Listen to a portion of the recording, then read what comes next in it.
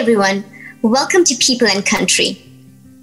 Should you choose a safe career or follow your dreams? Some of us have been on this crossroads. Some of us may need to make this decision in the future. Gagandeep Kaur joins us, relating her experience. Gagandeep, you're looking really well. Thanks for joining us. Thank you. Thank you. So, firstly, let's start with getting to know you better.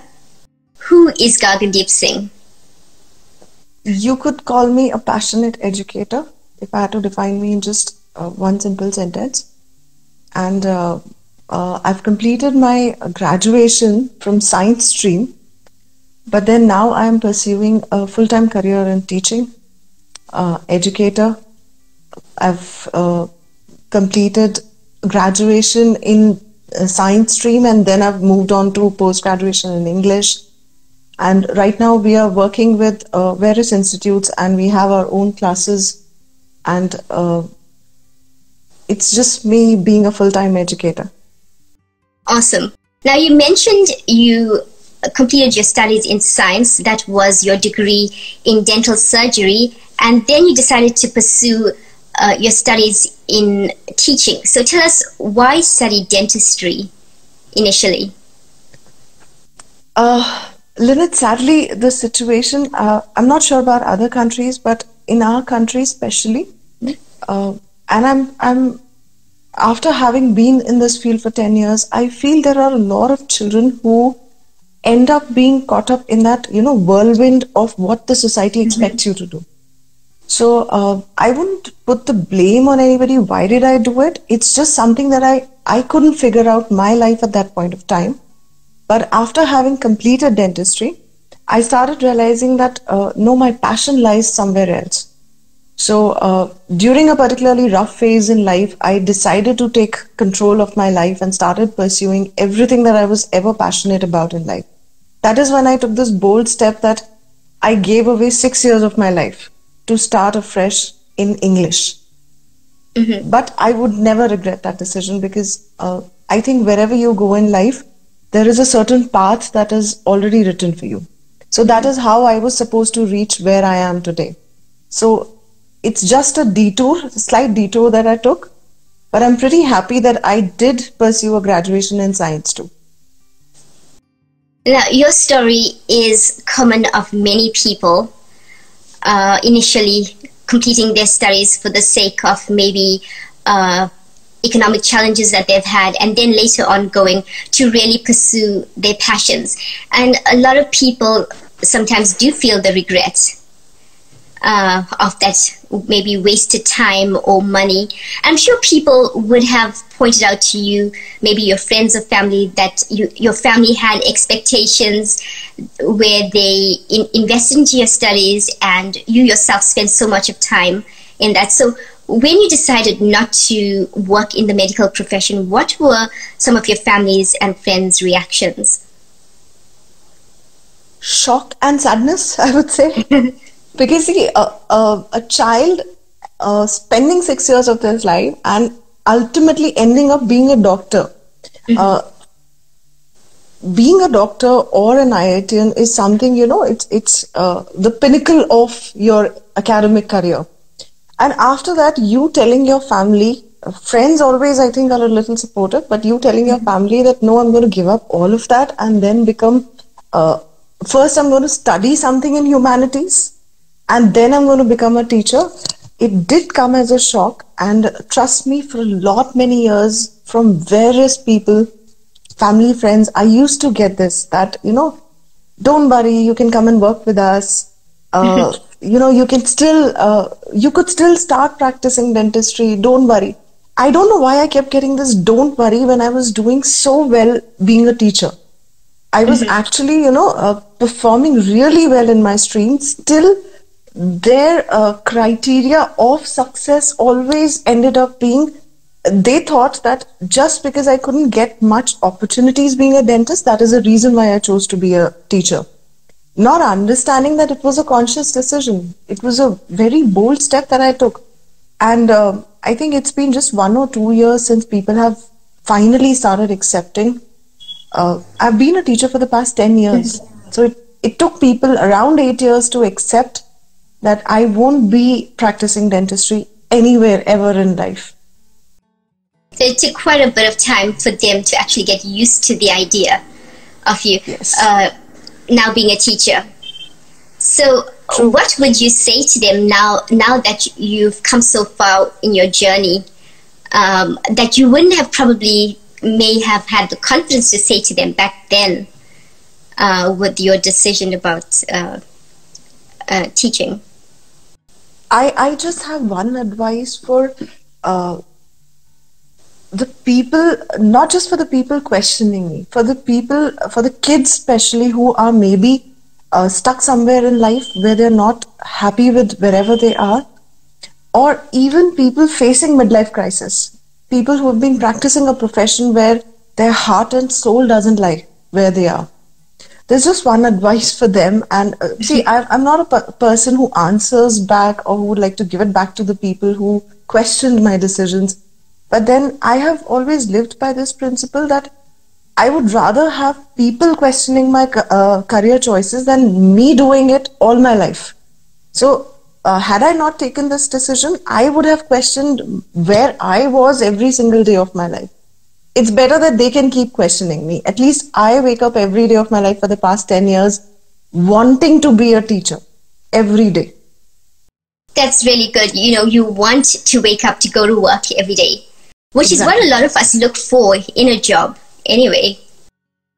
So let's talk about teaching. What was your first day like at teaching? Do you remember the feelings that you had finally that you're now able to do something that you're really passionate about? You wouldn't believe it, actually still gives me goosebumps. It was not something that happened suddenly, that I just walked into a class and started teaching for the first time in my life. Surprisingly, these things don't come to you just in a day. That realization kept on settling in for years, because the credit goes to my school teachers, who probably used to give me chances to walk up in front of the class and read a paragraph or something. So I used to enjoy that feeling, facing people, reading things and explaining to them. Even during college, my guest lecturers used to give me this opportunity to explain certain topics to my own batch. So that is when I started realizing that, no, this is what I really enjoy doing. And the first day I walked into a class, and as a full-time, as a professional teacher, when I walked into a class as a teacher, it is the feeling of a person, probably a star walking onto a stage and facing the audience. You could ask this to a comedian or a singer, how was your first stage performance? So that is a kind of satisfaction that it gives you when you start connecting with the students as a teacher, and you stand there understanding what your responsibilities are, what role you are supposed to play while you are standing in front of a class. So I think that was the best experience, best moment of my life, when I first walked into a class and I realized, oh my God, had I not taken that decision, I would never have been able to experience this moment in life. So it was actually more confirmation that you are doing the right thing. Right. Yeah, that's awesome. And now you've actually had one of your students who's only 16 years old write a book which you're editing. We'd love to know more about that. And maybe also about the future plans you have. By a real stroke of luck, I was teaching at a place where the children are not, they're not allowed to groom or bloom in certain ways where you could just, bring out their innate qualities. So I ended up meeting a girl, Satakshi, and it was not something that, just happened. She just ended up being a child who used to love writing poetry. She used to bring her poems to me, and I really loved the way she used to express herself. Then after 4 or 5 years of association, I thought that she had really she's kind of a prodigy to me. So I thought that it's time that she started publishing, she started thinking of bringing it into some concrete form. So She reached out to me. We discussed things together. There were certain things where I needed to help her out. But the credit, I would say, goes absolutely to that child. And when I look back at my life and I count at successes or achievements in life, I think these would be the real achievements in life, where I made a child understand what her passions are. The way that I did, the way I realized at a certain point in life that, okay, there's a difference between following your passions and, just going into a profession. So I played a little role in, a little part in making that child realize that where her passions lie. That is what, I am looking forward to doing a little more in life, for a little more kids, for a number. I don't have a number in mind, a lot of kids, but if I'm able to do it for a few of them, that would be real success in life. Awesome. Did you have any teachers when you were in school inspiring you in the same way to follow your passions, or helping you to realize what your talents were back then? I think, when you decide to be a teacher, your school ends up playing a very important role in that. Maybe somewhere subconsciously at the back of our minds, this seed gets planted when you are in school, because let's face it, kids are the most vulnerable and gullible or impressionable at that age. So even I believe that the kind of atmosphere that I got at school, maybe I was so fascinated and I used to respect my teachers at a certain level. I think that is where it all happened. And one more reason why I decided to go into this field was my maternal grandfather. He was the director of a school. He was an author. So whenever he used to visit us, I was really fascinated by the kind of knowledge he used to share with us. So that is also probably one of those subconscious impressions that that kept on taking place, kept on taking hold in my mind, that this, you get attracted to, if I'm being fascinated by my teachers and my grandfather, eventually I might end up doing something what they have been doing all their lives. So we have a question. Were you afraid of changing your career? Honestly, no. No. Honestly, had you asked me this question when I passed my 10th standard, I had this absolute love for reading and literature. So maybe it, like I said a little earlier, it was a detour that I took. You could make me read books endlessly. I could spend all my life doing that. So when that transition actually came, that I would be actually reading and then teaching this thing. So I don't think I ever regretted taking that step, because I was actually moving towards something which, had been calling out to me for so long. But I was a little busy, caught somewhere else. So this was more of a happy decision, that finally I am where, where I was supposed to be, always. Now, you mentioned you love to read books. Is there a few books that are some of your favorites even to this day? I started out by liking Jeffrey Archer a lot. And I used to read. I am something that, whatever I get my hands on, be it Urdu, English, even Hindi, and English in particular, then fiction, non-fiction. It's been a long journey of 20-25 years of love for books and reading. Right now, I am more into non-fiction and science, because, see, in our times, it was like we were kids from a small town. So we didn't have that kind of exposure to the world. What kind of books are being written? It was all whatever the school books that we used to have. Now that the kind of global exposure the kids are getting, I really want the kids to know that, you could spend your entire lifetime reading good books and still that wouldn't be enough. There is so much that they can learn in life, and this is something that, me and my husband, both of us focus on as educators. Education, one part of education is academics. The other 50% is absolutely something else. So it doesn't come through your textbooks. 50% of the education is what you get by reading, by interacting, by a lot of other things. So you wouldn't find that education in your textbooks. So you need to start exploring beyond that thing. If you really want to, spend 10 years of your life, you can't say that I studied just by textbooks. No, that's not education.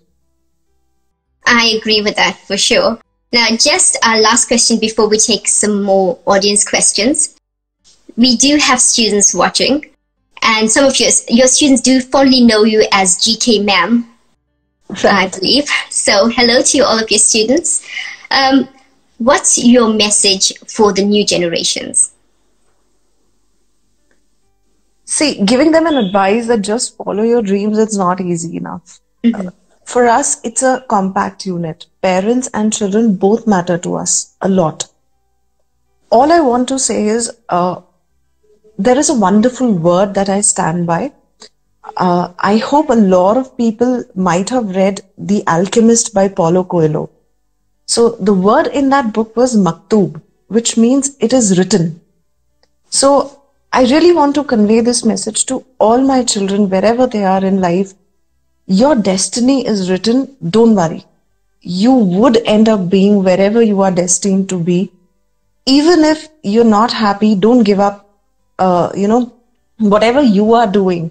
Trust me, 6 years of being a science graduate has actually helped me out in being a teacher.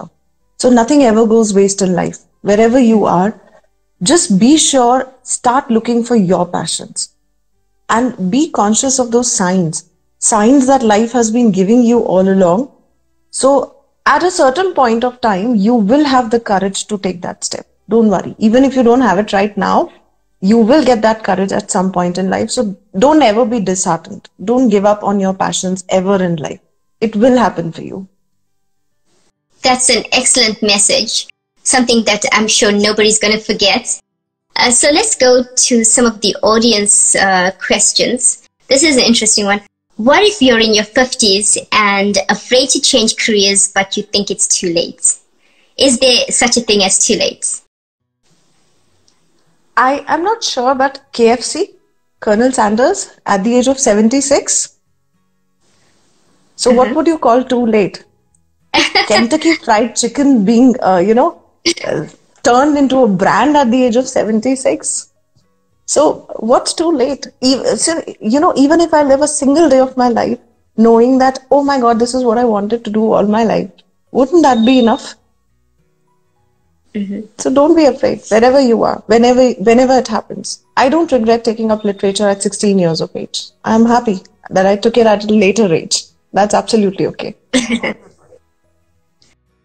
next one is, do you think that the status of what a child is going to end up as is more for concern to parents than what the child wants? Why do we always end up questioning parents' intentions? Why do we have to do that? Their intentions are never wrong for you. It's the certain way that they have been conditioned in a society. So there are a lot of people who've ended up breaking stereotypes at later stages in life. I don't, ever support children questioning their parents' intentions for them. It's okay. It's a balance that you need to find. This has been the cycle of life forever. Who knows when we turn out to be parents, what our kids' expectations would be from us. So don't worry. You need to, have a conversation with your parents, be in touch with whatever they want for you in life. And I don't think there ever is a parent anywhere in this world who wouldn't want to see their children happy. It's all up to you at the right time. If you can explain it to them, if you can, make them see that you're really happy, it will happen and they'll accept. But it's just that sometimes it takes time for children also to figure out. Sometimes it's just unrealistic expectations from life and they just end up feeling that their parents are not supportive enough. So I guess this is the last question. What can parents do to encourage their kids to pursue their dreams? Conversations. Have deeper conversations with your kids. That is when you'll start understanding what they actually want in life. most of the times the problem lies in parents passing out a verdict. No, you can't do it. If you really don't want the child to do it for their own good, if you take out the time and effort to sit and talk to them, the change can happen from both ways. Even the parents can end up making the children see that, this is for your own good. The real problem lies in not having a real conversation. Everybody just wants to pass on their verdict. This is what we want you to do. This is what I want to do. Nobody is ready to, sit and talk about it. So this is one advice to the kids also and to the parents also. Keep in constant touch with your kids. Keep having conversations with them. You'll always understand what, what both the sides are going through. That is very important, to understand either side's intentions and dreams. Yeah, and that's great advice. So there is another question. How someone wants to know, how do they have the determination like you, and how to not let the passion die? How does that happen? Stay in touch with people who are stronger than you, or people who you like, or who you follow. Or in just one simple word, the thing that has worked for me in life is keep reading. Keep reading books. That is something that, even if you can't travel, but I can experience the whole world in my hand if I hold a good book in my hand. So that is what changes you altogether. Don't, this is one habit that I really want every child to inculcate. Read more and more books. You will be able to experience yourselves changing. Mm-hmm. Now that comes to the end of the questions, and Gagandeep, this was really such an inspiring talk from you. We saw a different perspective on the question, should you choose a safe career or follow your dreams? And your experience has basically spoken for itself today. So we really want to thank you for your time.